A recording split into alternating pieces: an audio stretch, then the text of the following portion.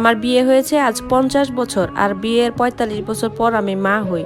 ব্যাপারটা শুনতে আজব লাগতেছে, তাই না? তাহলে পুরো গল্পটা শুনেন। আমার ছেলেবেলা আর বিয়ে এগুলো সব বাকি 5টা মেয়ের মতো, এখানে বলার আর কিছুই নেই। আমি আর আমার জামাই বিয়ের পর খুব সুখী ছিলাম, দুজনেই বেবি চাইতাম, কিন্তু আমাদের কি কারণে যেন বেবি হইতো না। এভাবে অনেক বছর কেটে যায়, কিন্তু আমাদের বেবি হয় না। আমি তো শুধু কান্না করতাম, মানুষজন অনেক কথা বলতো, শুধু তাহাজ্জুদে বসে বসে আল্লাহর কাছে দোয়া করতাম, কান্না করতাম। কত ডাক্তার কবিরাজ দেখাইছি, কোনো কাজ হয় নাই। 10 বারের উপরে উমরা হজ করছি একটা বেবির নিয়ত করে, তারপরও আল্লাহ আমাকে নিরাশ করছে। একটা বেবির জন্য আমি ওই আজমির শরীফেও গেছিলাম, খাজার দরবারে। কথিত আছে খাজার দরবারে যারা যায় তারা নাকি নিরাশ হয় না। সেখানে আমি 7 বার গেছিলাম, কিন্তু বেবি হয় নাই। অনেক দেশি বিদেশি ডাক্তারও দেখাইছি। আমার হাজব্যান্ড চাকরির পাশাপাশি ব্যবসাও করতো, যার কারণে আল্লাহর রহমতে টাকা পয়সার কোনো অভাবই ছিল না। অনেক টাকা উড়াইছি একটা বেবির জন্য, কিন্তু আমার বর কখনোই তাবিজ কবজ এগুলো বিশ্বাস করতো না, যার কারণে আমি এগুলো নিতামও না। আমার হাজব্যান্ডের আবার অনেক সম্পত্তি আছে। বলে রাখি, আমার জামাইরা 2 ভাই, আমার বর হচ্ছে ছোট। আমার যা আছে, যা উনি অনেক ভালো, কিন্তু আমার যায় কখনো ঝগড়া মারামারি এসব কিচ্ছু লাগে নাই। আমার জামাইয়ের থেকে আমার দেবরের টাকা পয়সা একটু কম ছিল, কিন্তু কখনোই আমরা তাদেরকে ওই চোখে দেখতাম। আমার বিয়ের আগে আমার শ্বশুর মারা যায়, আর বিয়ের পরে শাশুড়ি মারা যায়।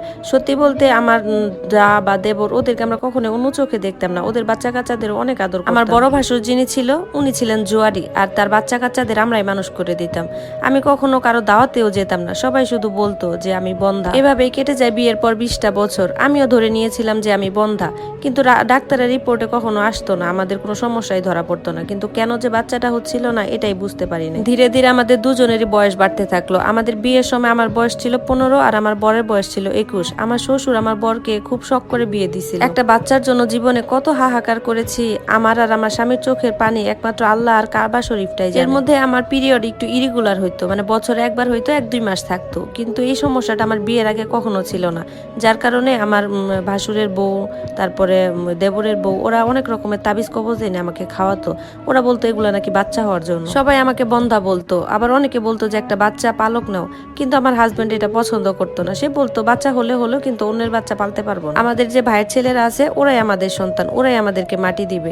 এভাবে সুখে দুঃখে বিয়ের অনেক বছর কেটে যায়, প্রায় 44টা বছর। আমার বড় বুড়ো হয়ে গেছে, কারণ তার বয়স 65-র কাছাকাছি হয়ে যায়, আর আমার বয়সও 59-এর কাছাকাছি। আর বাচ্চা নেওয়ার আশাটাই ছেড়ে দেয়। ইদানিং আমার বরের শরীরটাও একদম ভালো না, শুধু অসুস্থ হয়ে যায়। চিন্তা করছে আমাদের টাকা পয়সা জমি জমা যা আছে সব ভাসুরের আর দেবরের বাচ্চাদের লিখে দিব, কিন্তু তার আগে বড় হজ করতে যাব। হজ থেকে এসে আমার জায়গা জমি কিছু আমার ভাসুরের ছেলেদের দিয়ে দিব, আর বাকিগুলো দান করে যাব। আমরা আল্লাহর রাস্তায় মুসাফির হব। আমরা সেই যথারীতি হজ করতে যাই। যেদিন শয়তানকে পাথর নিক্ষেপ করা হবে, তখন আমরা দুজন ওখান থেকে কাবা শরীফের দিকে গেলাম। গিয়ে আল্লাহর কাছে বললাম যে এই জীবনে তো বাচ্চা দিলা না, কত চাইলাম তোমার কাছে, কত মানুষের কথাই তো শুনাইলা, তারপরও একটা বাচ্চা দিলা না। যাই হোক, হয়তোবা আমরা জাহান্নামী, যার কারণে তুমি আমাদের দোয়া কবুল করো না। আর নিঃসন্তান থাকার কোনো ইচ্ছে নেই আল্লাহ, অনেক অভিমান তোমার উপর। পরে ফজরে তাওয়াফের পর সাফা মারোয়া পাহাড়ের মধ্যে দৌড়ানোর পর আমরা দুজন ক্লান্ত হয়ে এক পাথরের উপর বসে পড়লাম। তখন দেখি আমাদের পাশে এক পাকিস্তানি আমাদের দেখে কি যেন বলতেছে, হিন্দি আর উর্দুতে কি যেন বলতেছিল, বুঝতে পারি নাই। তখন পাশে এক প্রবাসী ভাই ছিল, উনি আমাদেরকে বলল যে আমাদের উপর নাকি কালো জাদুর প্রভাব আছে, যাতে বাচ্চা না। আমরা তো ভয় পেয়ে গেলাম যে হাই আল্লাহ, কি বলে। তখন ওই লোকটি বলল, তোমরা তো মনে হয় বহু বছর থেকে কালো জাদুতে আক্রান্ত, তোমাদের উপর তো বহু বছর থেকে কালো জাদু করা হচ্ছে, যাতে তোমরা বাবা মা হতে না পারো। এসব শুনে তো আমি একদম কান্না করে ফেললাম। পরে আবার ভাবলাম যে আল্লাহর ঘরে এসে কেউ তো এরকম মিথ্যা কথা বলবে না। আমরা দুজন তো তখন উনার কথা বুঝতেছিলাম না। সেই প্রবাসী ভাই তার কথাগুলো অনুবাদ করে করে আমাদেরকে বলতেছিল।